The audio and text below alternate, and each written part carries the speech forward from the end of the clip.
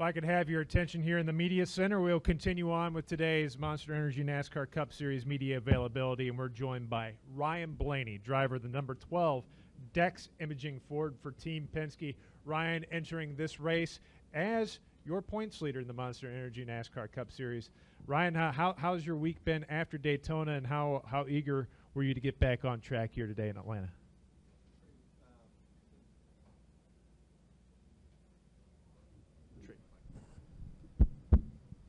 There we go.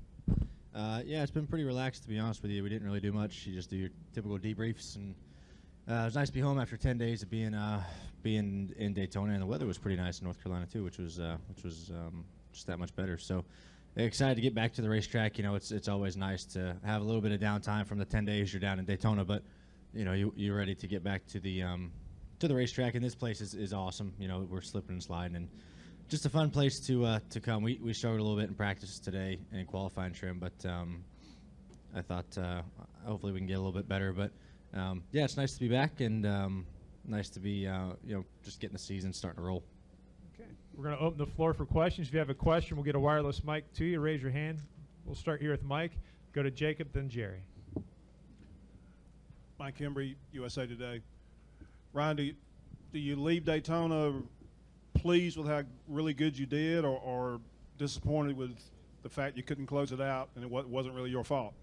Yeah, I don't know. I was kind of in a weird mood Sunday and Monday, and I wasn't really like distraught or nothing, but I wasn't really happy or excited. I was almost in kind of a weird peaceful mood, which was strange, and I knew that we went out and we did our best that we could, and you know, it just didn't work out for us. And you know, what are you going to do? You can't complain too much about that. We had the lead, and we lost it on the restart, and we actually got it back, and then get shuffled back. It was so hard to block as the leader, and it was nuts after that. You know, 10 to go caution. I knew it was going to get nuts, and but yeah, I wasn't really disappointed. You know, yeah, you lead a bunch of the race, and you lose out on the 500, but you know, I don't care about leading 100 and something laps. I'd rather lead one. You know, and you can't be too down about it. You just move on. You just try to learn from your mistakes and try to figure out what you can do a little bit better. But no, I wasn't really like distraught or nothing. Just kind of, I don't know. I was in a weird mood, but it wasn't bad.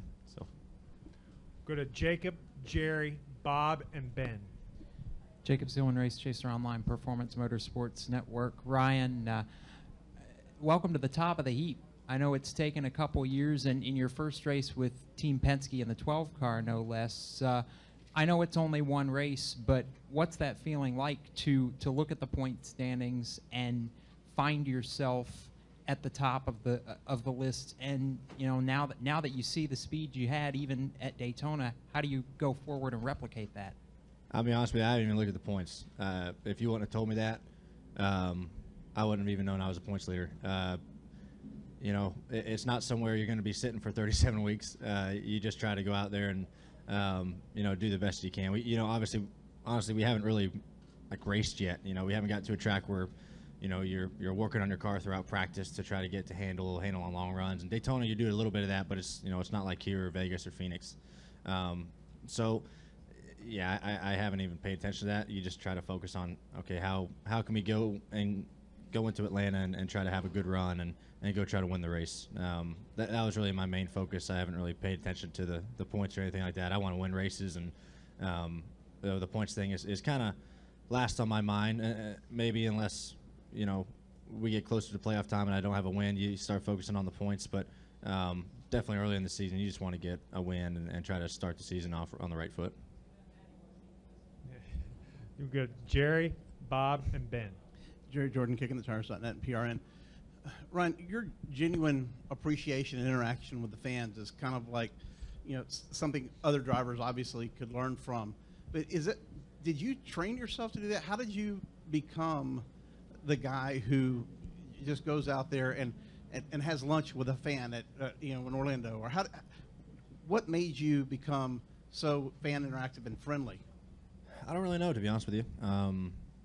Maybe growing up watching my dad do it. I felt like my dad was really good at you know, giving a lot of his time to the fans and appreciating them. And when you're growing up in the garage area and you're admiring your dad and you watch him do everything, that's what you learn. That's what you pick up on. And honestly, I wasn't like this until probably only 2 or 3 years ago. I was very introverted and still am. And honestly, I talk more with fans than I do other people, strangers, than I do other people, and who I know a little bit better for some reason. But I don't know. I think just the more you're around the sport and the older that you get, you appreciate the time and commitment that these fans have, these people have to bring their families out to the race weekends. They don't have to come. They can stay home and watch the race, but they want to bring their families out. They want to enjoy the race, and they don't have to be a fan of you.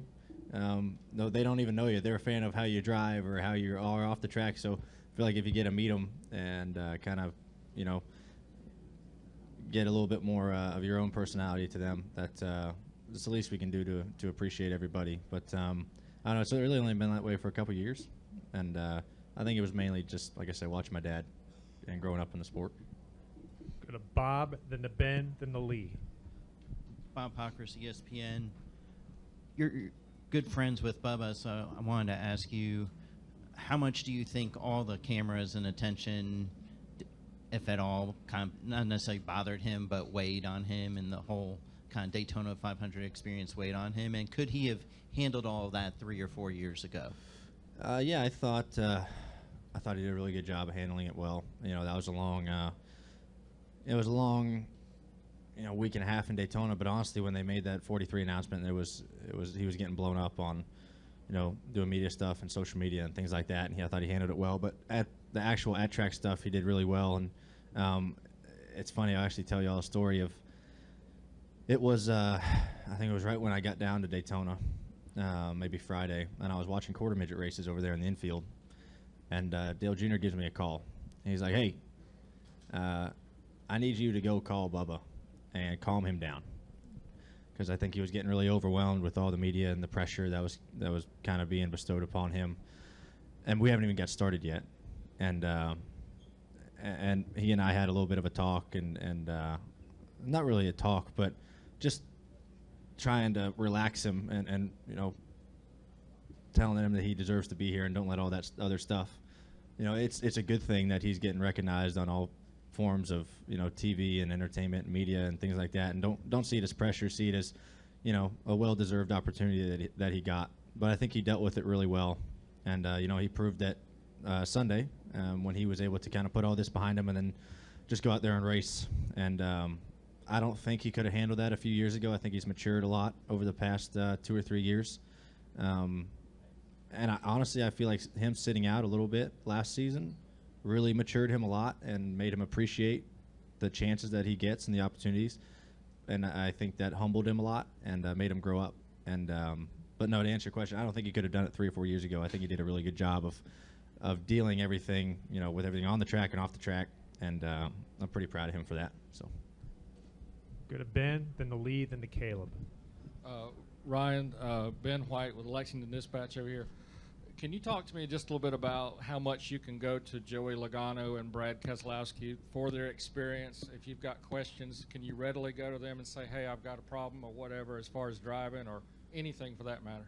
Yeah, they've been great to me. I drove for Brad. Brad, honestly, he's the one who kind of got me into the NASCAR scene, driving his trucks in 2012, and it was a him and a Penske racing deal, but he's one that kind of gave me my shot. So I'll always look at Brad as a mentor to me, and he's always been very open. And whenever I've been having questions about whatever cars, trucks or Xfinity cars or Cup cars, whenever I was kind of just getting started in it, nowadays I don't ask a ton of questions because you've been in it for a while. You don't really want to bug them guys, but I feel like we work very well together, us three, and even Paul. With him coming in, I think that's what makes this a very strong team. Is the drivers work very well together. We all get along, and the crew chiefs on every team, they get along as well. So you have to have that if you're going to compete with these 4, 5, 6 car teams out there. So I feel like they've been great to me, and I appreciate all their help. But I feel like everybody working together is what's going to make it work,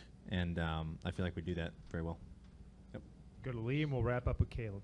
Lee Spencer, motorsport.com. I've got a kind of a 2-part question. First of all, you were on the Bubba bandwagon before there was a bandwagon, and what attracted you to him initially, and then I'll ask my second question. Yeah, well, really, we grew up racing together.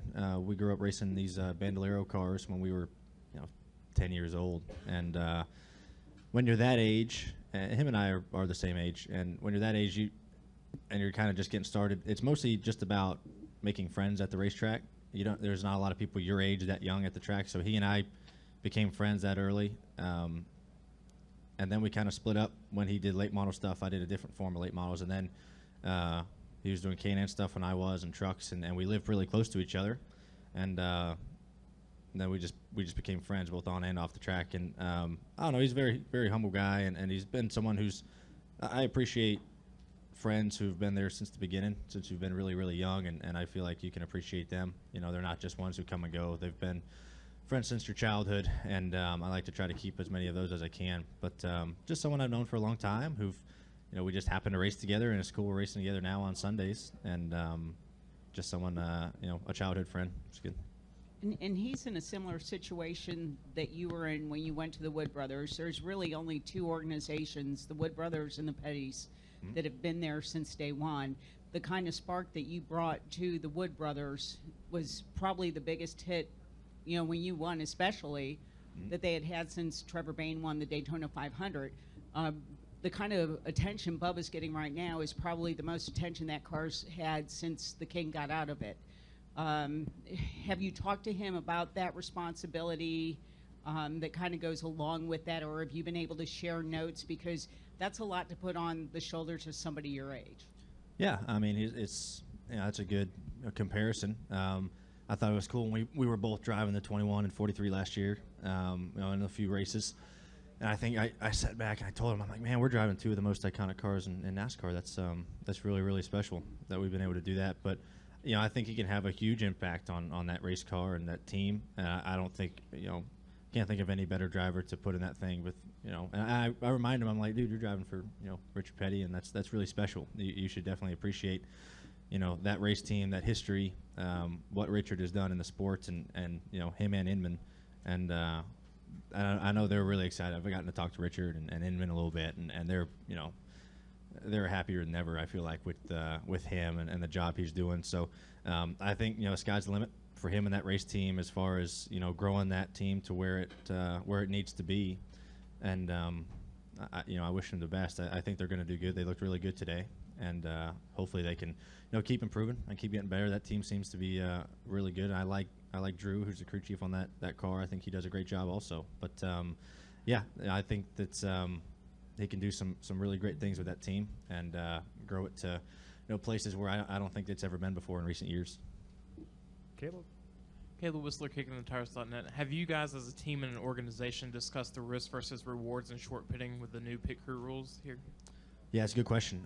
Yes, we have. That's going to be huge this weekend. Before here, you'd short pit like crazy, and you'd be able to make it up. But now with these pit stops being about 3 seconds slower, that's a lot of time you got to make up from short pitting, and there's a lot more time of risk of going a lap down. That's not only here. That's the Poconos and other places like that, to where you really count on that stuff. So we have weighed the pros and cons about it, and we're going to keep talking about it here over the next couple days before the race. But yeah, it's you won't see as many short pitting or people doing it as drastically, I don't think, just because you could go a lap down, the caution comes out. There's just so much more time you have to make up, and tires are huge here, but when you add 3.5 more seconds, that's a lot. So we have thought about that a lot here over the past, really over the past month. We've been thinking about it from here and other racetracks like that where you short pit. So that'll be a game changer come Sunday for sure. Ryan, thanks for taking the time to join us. Good luck this weekend. Thank you.